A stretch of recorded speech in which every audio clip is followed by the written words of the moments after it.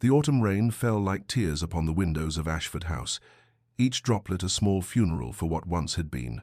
Inside the drawing room, where creditors had stripped the walls bare of ancestral portraits, Lady Eleanor Ashford stood with her hands folded before her, a portrait herself of dignified devastation.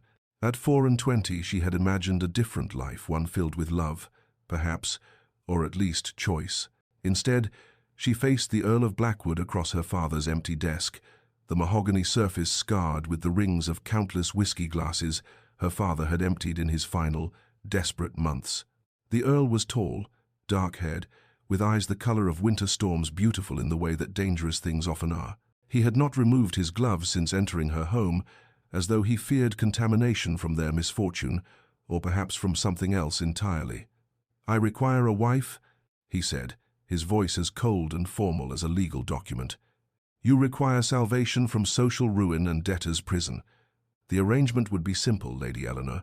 You would bear my name, manage my household, and enjoy financial security. In return, I ask only for your discretion and your presence at necessary social functions." Eleanor's throat tightened, but she maintained her composure. "And what of the other aspects of marriage, my lord?" The Earl's jaw hardened, a muscle twitching beneath his pale skin. "I will never touch you," he declared, each word falling like a stone into still water. "You will have your own quarters, your own life. I require an heir eventually, but that can be arranged through other means, or perhaps not at all. My line dies with me, I care not." The cruelty of it took her breath, yet Eleanor understood that cruelty born of pain often masqueraded as indifference. She had heard the whispers about his first wife, dead these 3 years past, and the Earl who had locked himself away in his grief. "I accept," she whispered, sealing her fate with 2 small words. The rain continued its morning song against the windows, and neither noticed that both their hands trembled, his hidden in his gloves, hers concealed in the folds of her worn black mourning dress. But before our lover's fate is revealed, subscribe so you never miss a chapter of romance and scandal. Now, let's begin. The church bells of St. Michael's tolled with all the joy of a funeral dirge. Eleanor stood before the altar, in a gown of ivory silk borrowed, like so much else in her life now, from the Earl's vast stores, likely worn by his first wife. The thought made her skin prickle, but she kept her spine straight, her chin lifted, her eyes forward.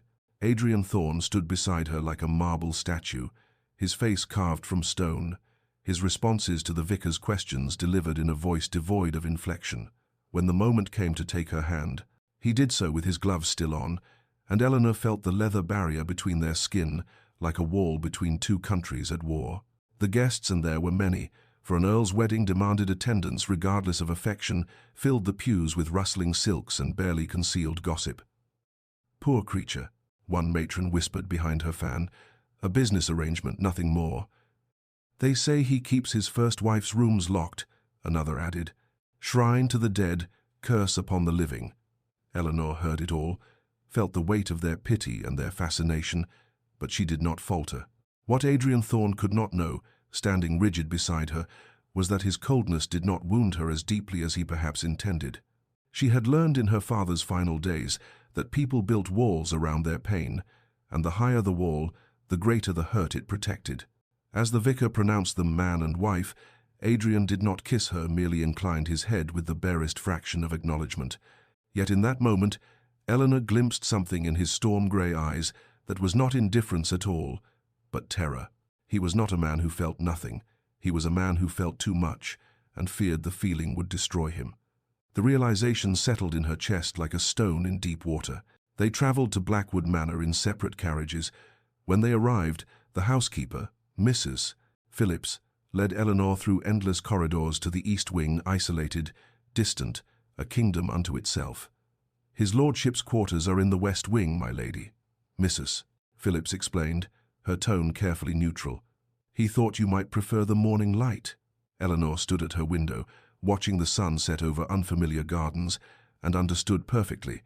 She had married a ghost of a man, and he had given her a beautiful prison in which to haunt.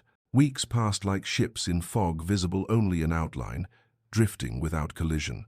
Eleanor learned the rhythms of Blackwood Manor, the way one learns a foreign language, through careful observation and patient repetition. The house itself was magnificent in its sorrow, all dark wood and velvet curtains, portraits of stern ancestors watching from gilded frames, and rooms that echoed with the memory of laughter long since silenced. She breakfasted alone in the morning room, where light streamed through tall windows, dined alone in her quarters at night, and in between, she wandered. The library held thousands of volumes, their leather spines cracked with age and use. The music room contained a pianoforte covered in dust. The conservatory's glass walls revealed gardens gone wild with neglect, beauty tangled with decay. And everywhere, the absence of the Earl, or rather, his presence as absence, the shape of him moving through the house like a shadow she could never quite catch. She saw him, of course. From her window, she watched him take his solitary walks each morning, striding through the grounds with his hands clasped behind his back, his dark coat billowing in the wind like the wings of some wounded bird. She glimpsed him in the study late at night, lamplight illuminating his profile as he bent over ledgers and correspondence, working as though labor might exhaust the demons that plagued him. They spoke perhaps a dozen words a week. "Good morning," delivered in passing. "The weather has turned." Observed to fill silence at a chance corridor meeting. "Thank you," whispered by Eleanor when he arranged for her mother's modest pension without being asked. But mostly, silence. Eleanor found the rose garden by accident, hidden behind a stone wall at the manor's southern edge. It had been beautiful once she could see that in the bones of it, in the carefully planned beds and the wrought iron arbors now choked with thorns. Someone had loved this place.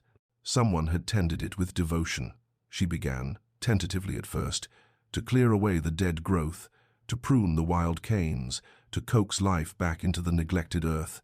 She did not know that Adrian watched from his study window, his hand frozen on the curtain, his breath caught in his throat. She did not know that the rose garden had been his wife's sanctuary, or that seeing Eleanor there, alive, patient, creating beauty from ruin made his chest ache with something he dared not name. The library became Eleanor's refuge, a cathedral of words where silence felt purposeful rather than empty. She had discovered it properly on a rain-drenched afternoon in her third week at Blackwood Manor, and since then she returned daily, drawn by the smell of leather and old paper, by the promise of worlds beyond her gilded cage. She had been careful to avoid what she assumed were Adrian's favorites, the philosophy and agricultural treatises on the lower shelves, the political volumes near his preferred reading chair. Instead, she gravitated toward the poetry, slim volumes tucked into corners like forgotten prayers. She was reading Wordsworth, curled into the window seat with autumn light falling across the pages, when she heard his footsteps. Her heart lurched, but she did not move, did not acknowledge his presence. Perhaps he would simply take what he needed and leave, as he always did. That was her favorite. His voice cut through the silence like a blade through silk. Eleanor's fingers tightened on the book. She looked up to find Adrian standing in the doorway, still as a portrait, his face unreadable.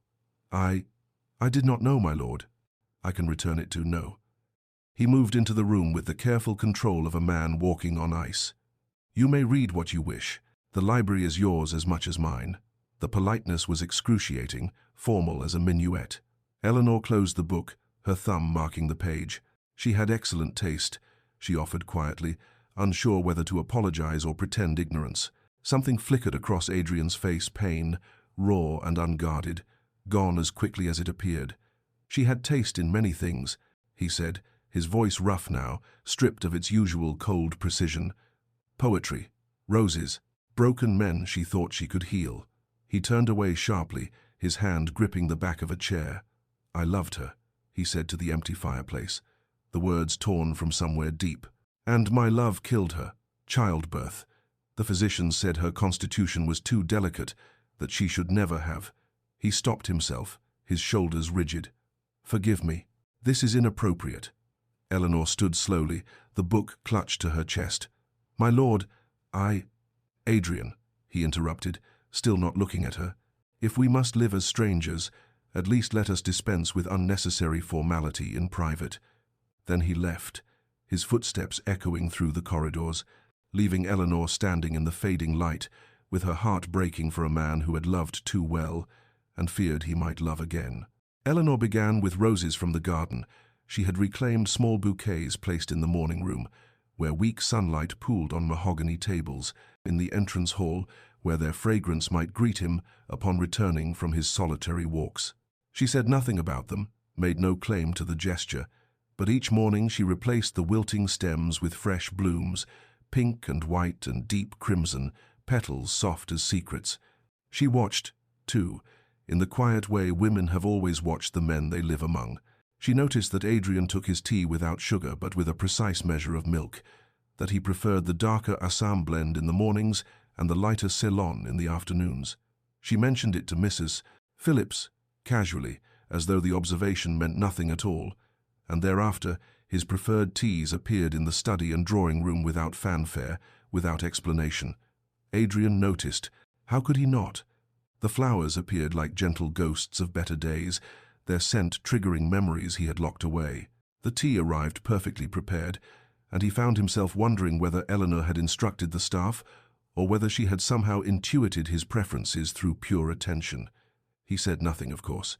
To acknowledge the gestures would be to acknowledge her, and acknowledgement led to attachment, and attachment led to loss.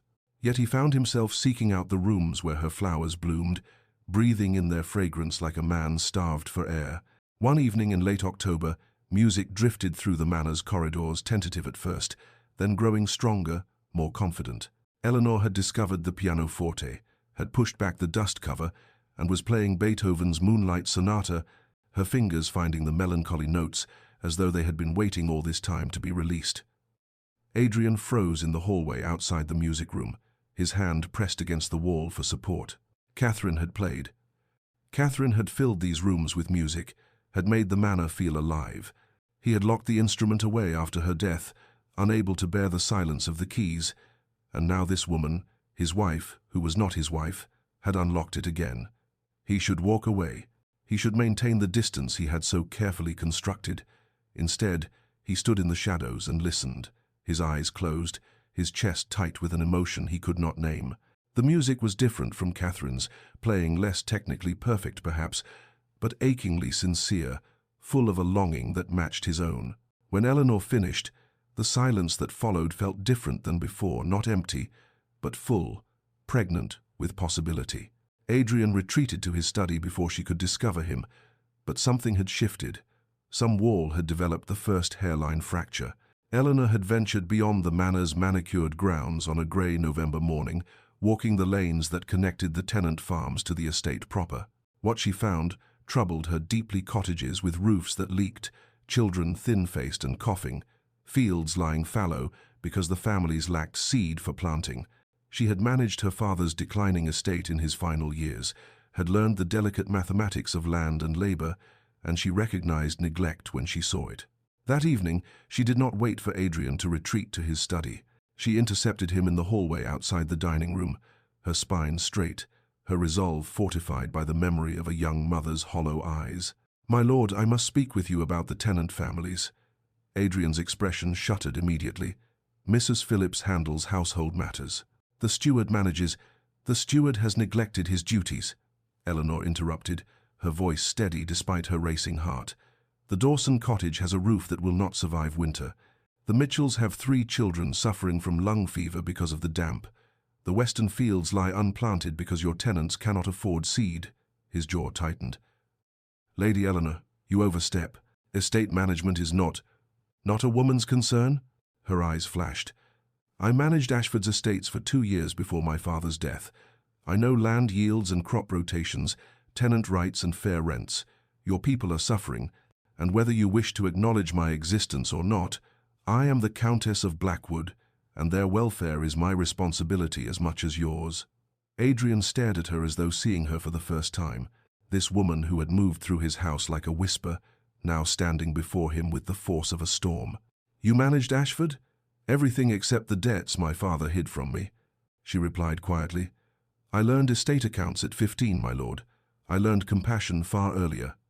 The silence stretched between them, taut as a violin string. Finally, Adrian spoke, his voice grudging. "What do you propose?"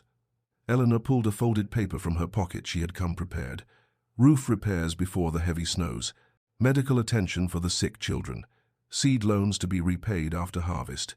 The cost would be minimal compared to losing productive families to disease or departure.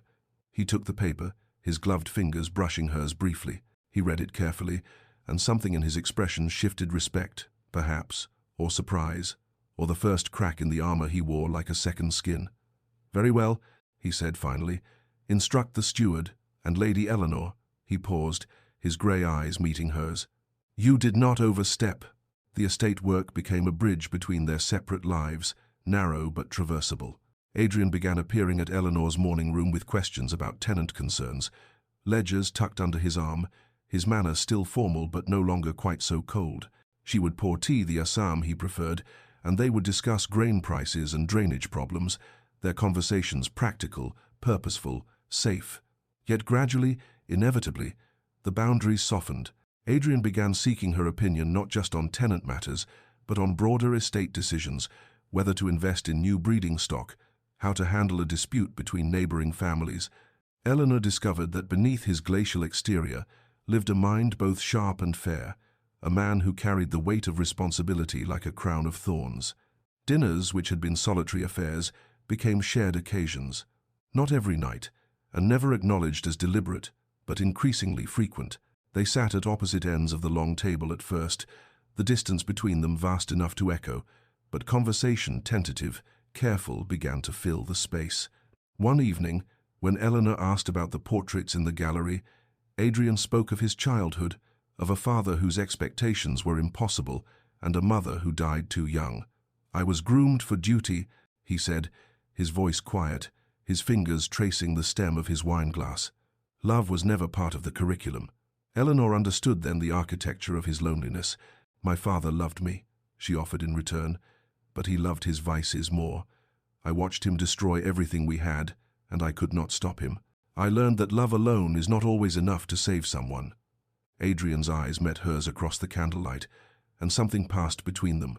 Recognition, perhaps, that they were both survivors of different shipwrecks, clinging to different pieces of wreckage.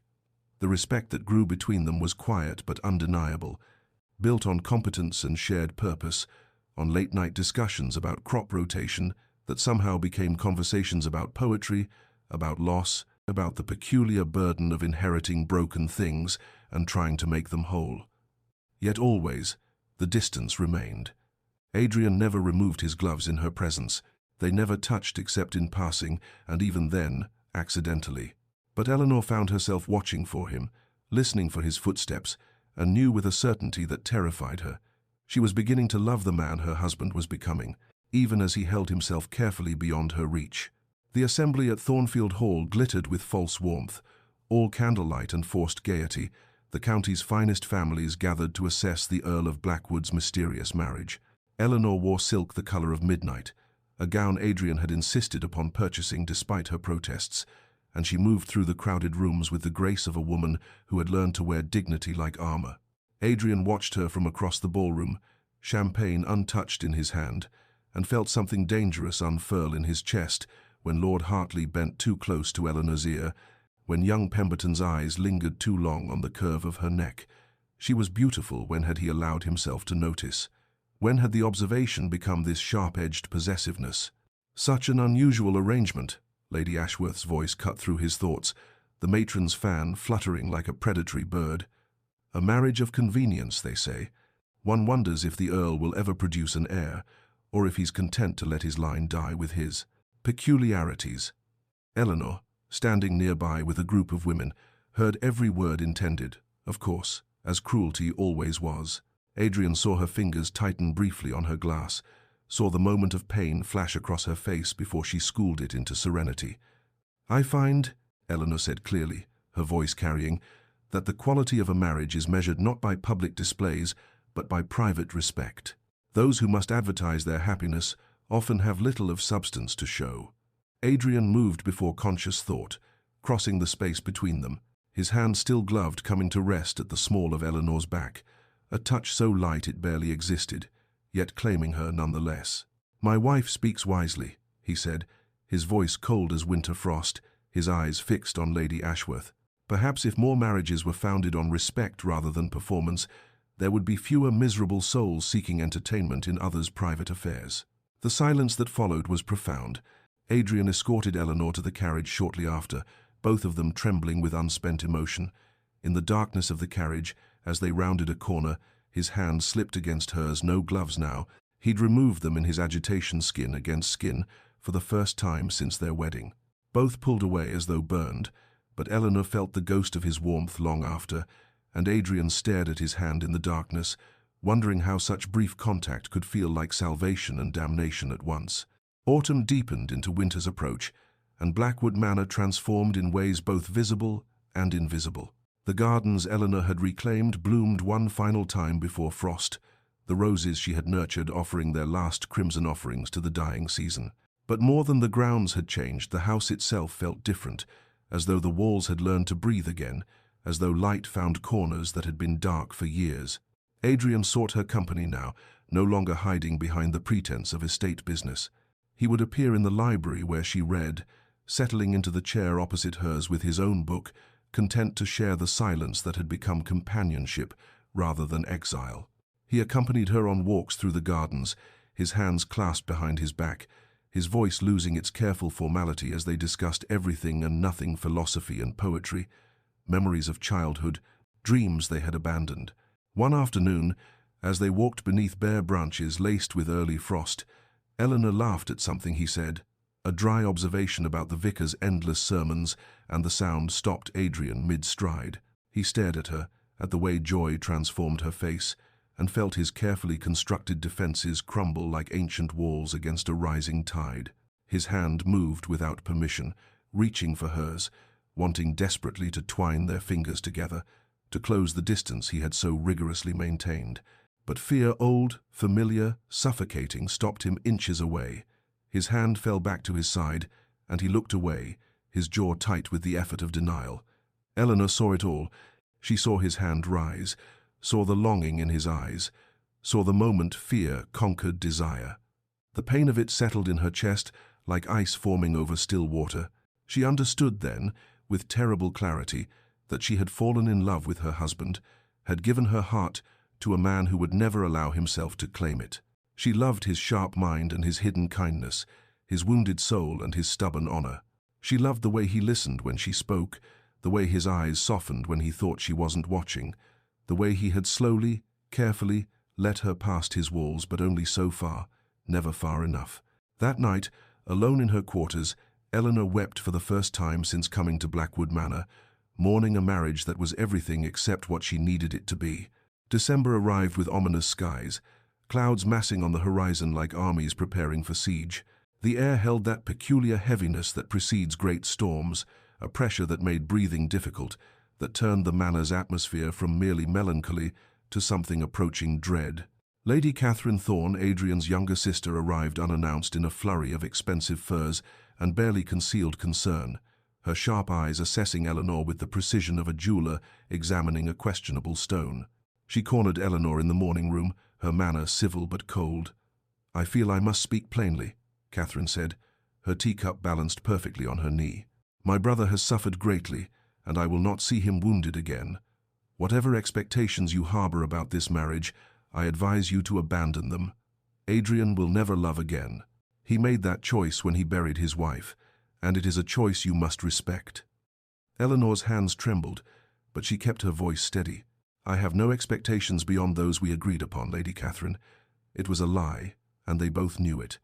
That evening, Eleanor passed by Adrian's study and heard voices, his and his sister's, raised in argument. She knew she should not listen, knew eavesdropping was beneath her dignity, but her feet would not move. "She looks at you with stars in her eyes, Adrian," Catherine was saying. "It's cruel to let her hope. There is no hope to give." Adrian's voice was rough, anguished. "The arrangement remains as it was." "I cannot, will not," he stopped, and Eleanor heard something break in the silence, perhaps a glass. "I will not love her, Catherine. I cannot survive losing someone again. The arrangement stands. It must stand." Eleanor fled to her chambers, her hand pressed against her mouth to stifle the sob that threatened to escape. She had known, of course she had known, but hearing the words spoken aloud, his absolute rejection, his determination never to love her, carved something vital from her chest. Meanwhile, Adrian sat alone in his study, his head in his hands, lying to himself as surely as he had lied to his sister. Because the terrible truth was that he already loved Eleanor, had loved her perhaps since she first filled his house with roses, and the knowledge was destroying him. Outside, the wind began to howl, and the servants whispered of the great storm coming, the worst in living memory. The storm broke near midnight with the fury of divine judgment, wind screaming around the manor's stone walls, rain lashing the windows like accusations. Eleanor stood in the entrance hall, watching Adrian prepare to venture into the maelstrom, his heavy coat already dark with moisture, his face set with grim determination. The Dawson cottage roof was weak, he said, checking his lamp, though the wind would surely extinguish it within moments. And the Mitchells' children, if the stream floods, they'll be trapped. I must ensure everyone is safe. Eleanor's fingers twisted in her shawl. Then let me come with you. 2 sets of eyes, 2 pairs of hands. No. His voice was sharp, final. I will not risk you. But you'll risk yourself. Her voice rose despite her efforts at control. Adrian, please, this is madness. Send the grooms. Send... He turned to her then, and the look in his eyes stole her breath, fear and longing, and something that looked achingly like love, all barely restrained beneath his iron control. I must go, Eleanor. It is my duty, my responsibility. I cannot ask others to brave what I will not face myself. His gloved hand rose, hovering near her cheek, then fell. I promise I will return. The door opened to chaos, and he was gone, swallowed by the howling darkness. Eleanor stood frozen for a moment, then rushed to the window, watching his lamp bobbing through the storm like a willow wisp, growing smaller, dimmer, until it vanished entirely. She waited in the entrance hall, pacing, her heart keeping time with the thunder. Mrs. Phillips brought tea that grew cold, untouched. The clock struck 1, then 2. The storm's fury only increased, battering the manor with relentless violence.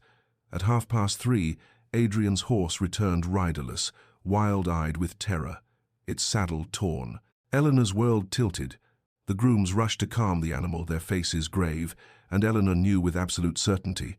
Adrian was out there somewhere, alone, possibly hurt, possibly she would not complete the thought. Instead, she ran for her cloak, for boots, for a lamp, while the servants protested and the storm raged and her heart screamed a single, desperate prayer. Let him live, let him live, let him live. The storm fought her every step, wind tearing at her cloak, rain blinding her, mud sucking at her boots, as though the earth itself conspired to keep her from him.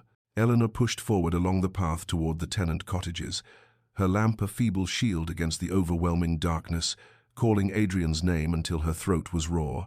The stream had become a river, swollen with rain and rage, its banks overflowing, and it was there near the old stone bridge where the water churned white with fury that she found him.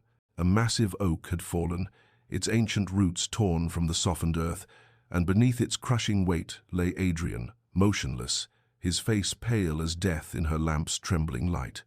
No, Eleanor breathed, then screamed it. No! She fell to her knees beside him, her hands finding his throat, searching desperately for a pulse. They're faint, too faint, but present. He was alive. His leg was pinned beneath a thick branch, his coat torn, blood seeping dark against darker fabric. His skin was ice-cold, his lips tinged blue hypothermia, taking him even as she found him. The tree was impossibly heavy, but Eleanor was beyond reason now, beyond the limits of what she thought herself capable of.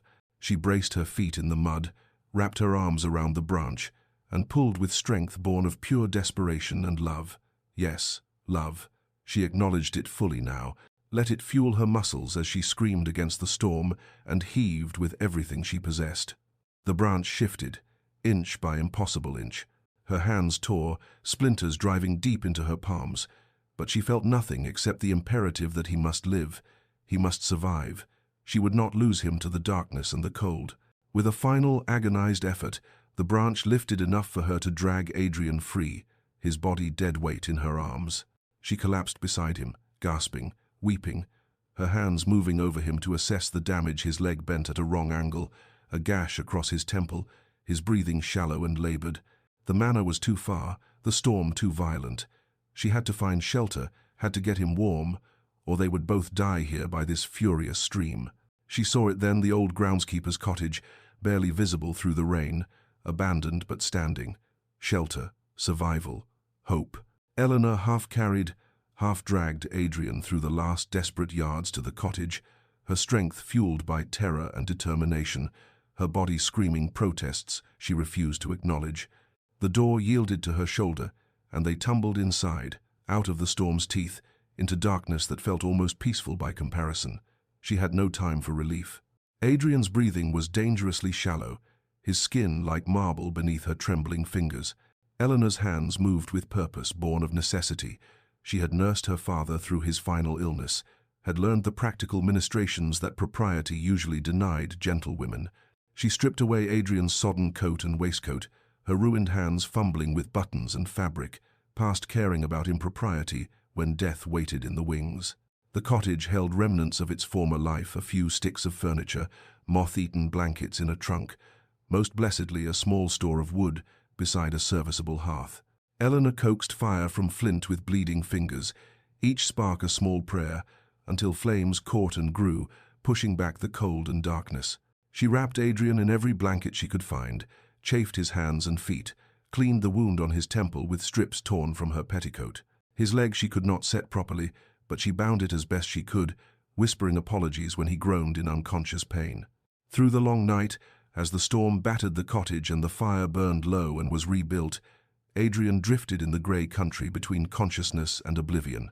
He spoke in fragments, his voice broken and desperate. "Catherine," he called first, and Eleanor's heart clenched. "Catherine, forgive me. I should have protected you, should have kept you safe." Then later, as fever took him, "Eleanor, Eleanor, don't leave, please. I cannot lose." His hand clutched at air, searching, and Eleanor caught it, held it between both of hers despite the agony in her torn palms. "I'm here," she whispered fiercely. "I'm here, Adrian. I won't leave you." She understood then, with the clarity that comes in darkness before dawn, that his fear was not of loving but of the inevitable loss that followed love, that he had built his walls not from cruelty but from a grief so profound he believed it would destroy him to feel it again. He loved her, she knew it now with absolute certainty, and that love terrified him more than any storm. Dawn broke grey and exhausted, the storm having spent its fury somewhere in the darkest hours, leaving behind a world washed clean and strangely silent. Adrian opened his eyes to pain his leg, a symphony of agony, his head throbbing, but these sensations were distant compared to the sight that met him. Eleanor sat slumped against the wall beside the dying fire, her face smudged with ash and mud, her hair fallen from its pins in wild tangles, her hands wrapped in crude bandages dark with blood. She had fallen asleep sitting up, as though unwilling to leave her post even for the comfort of lying down, and in the pale morning light she looked both devastatingly beautiful and utterly ruined. Memory crashed over him in waves, the falling tree, the crushing weight, darkness taking him. And then Eleanor's voice cutting through oblivion, her hands dragging him free, her warmth keeping death at bay through the endless night. She had risked everything, for him. The man who had married her and refused to touch her, who had given her a beautiful prison and called it protection, who had been too much a coward to admit what his heart had known for months. "Eleanor," he whispered, his voice cracked and raw. She startled awake, immediately moving toward him despite her obvious exhaustion. "Adrian, thank God.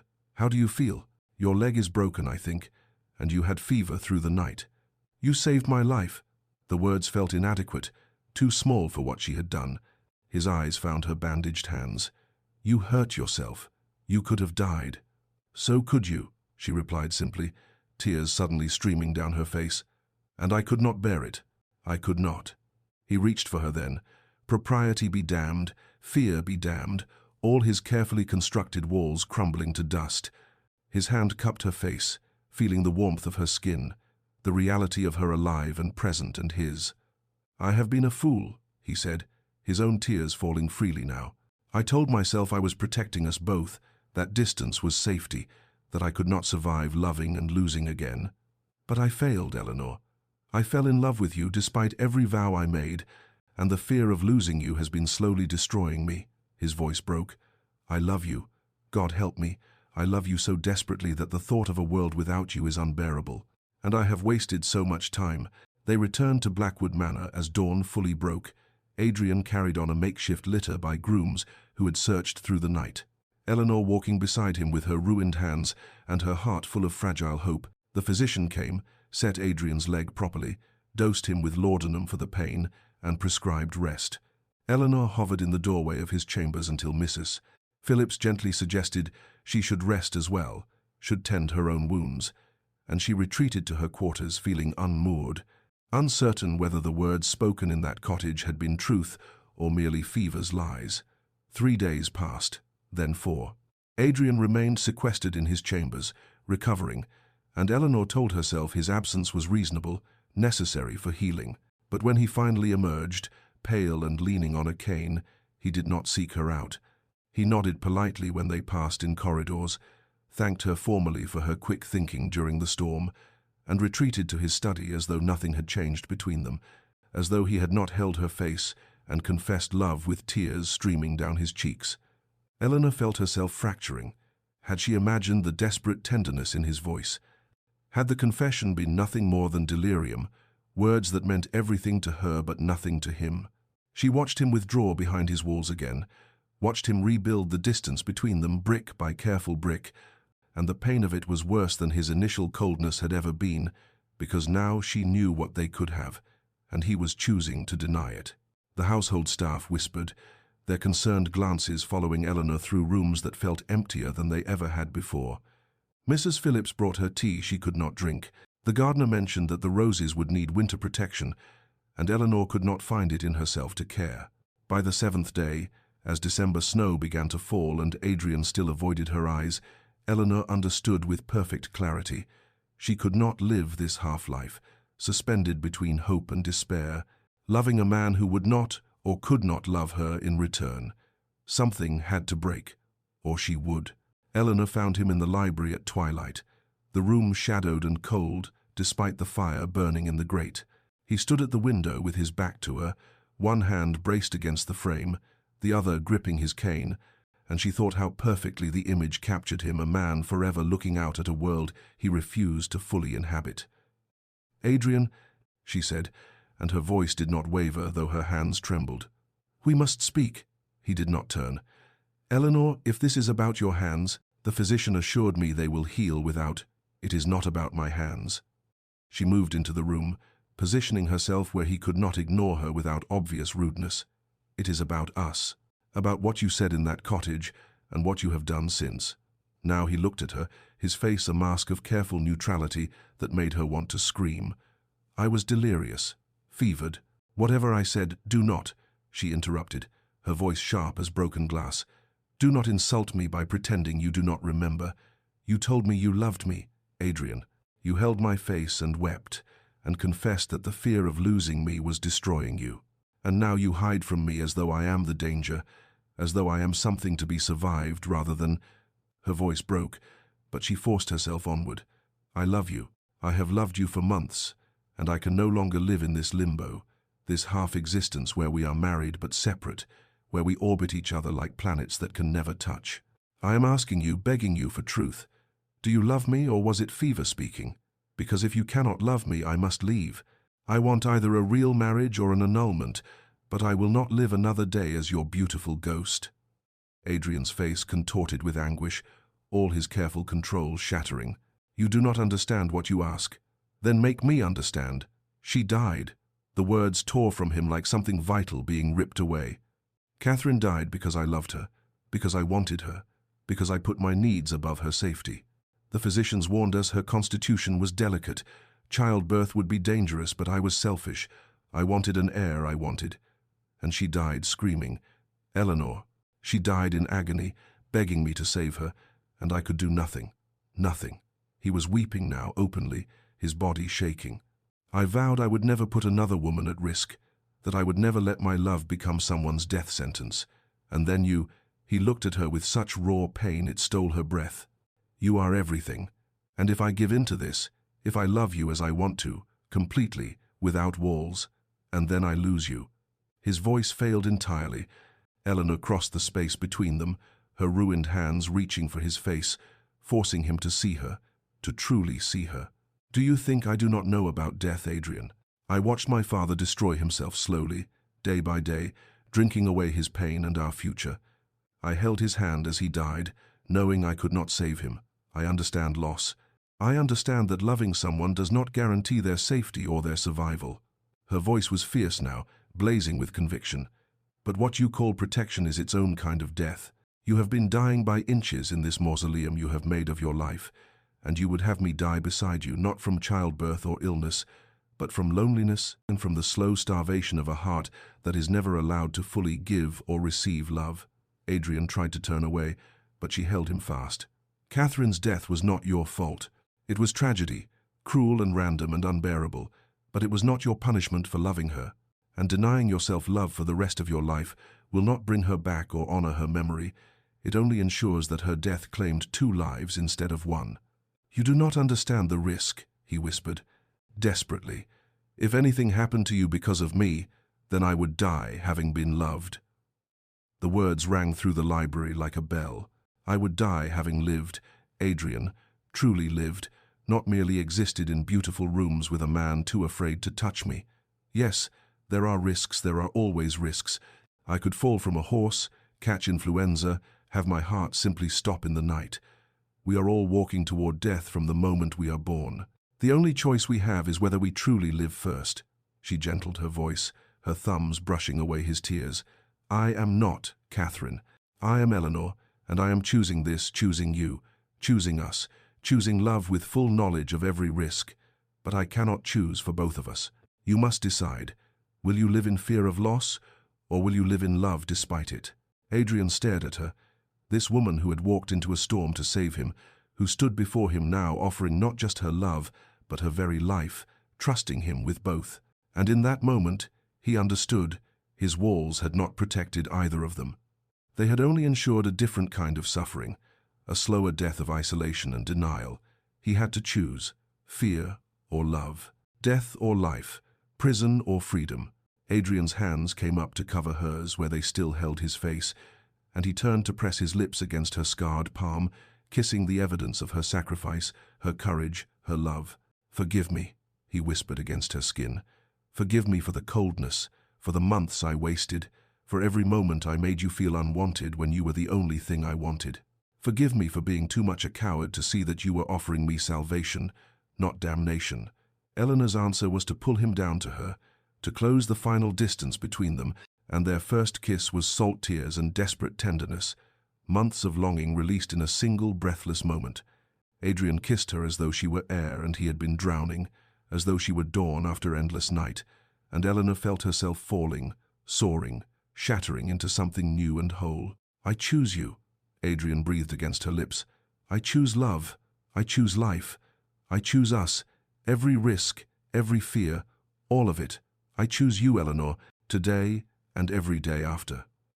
That night, Adrian moved his belongings from the west wing to Eleanor's chambers, no longer separate, no longer divided.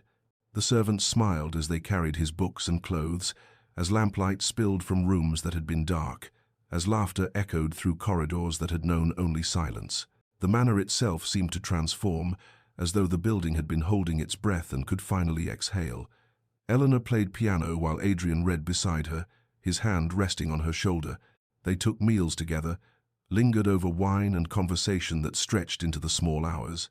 They walked through winter gardens with fingers intertwined, and Adrian no longer wore his gloves, no longer maintained the careful distance that had defined their early months.